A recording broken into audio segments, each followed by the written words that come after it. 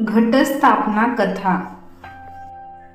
एकेकाळी असुरांचा प्रचंड अत्याचार वाढला होता.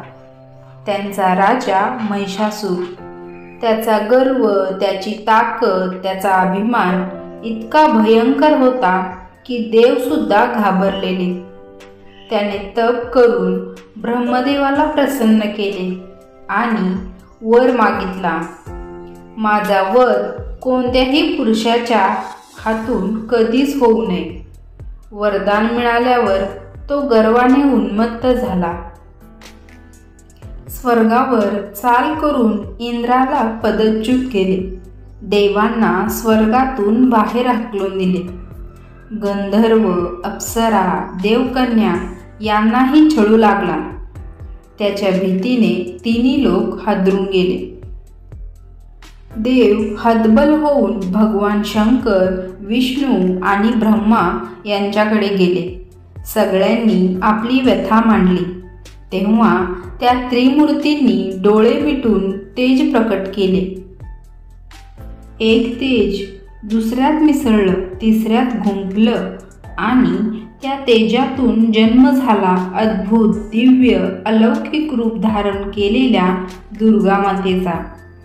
तिच्या मुखावर सौंदर्य, डोळ्यात ज्वाला आणि शरीरावर तेजाचा झगमगाट होता.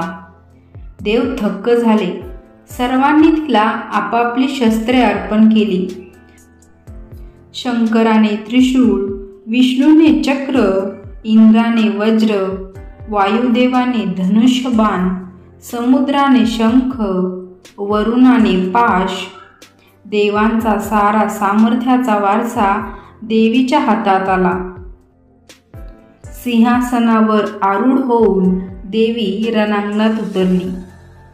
महिषासुरही हत्ती, सिंह, म्हैस, वाघ अशा असंख्य रूपात बदलत लढू लागला. कधी पर्वत उचलून फेकू लागला, कधी गरजून भूकंप घडवू लागला. पण देवी ही अद्भुत.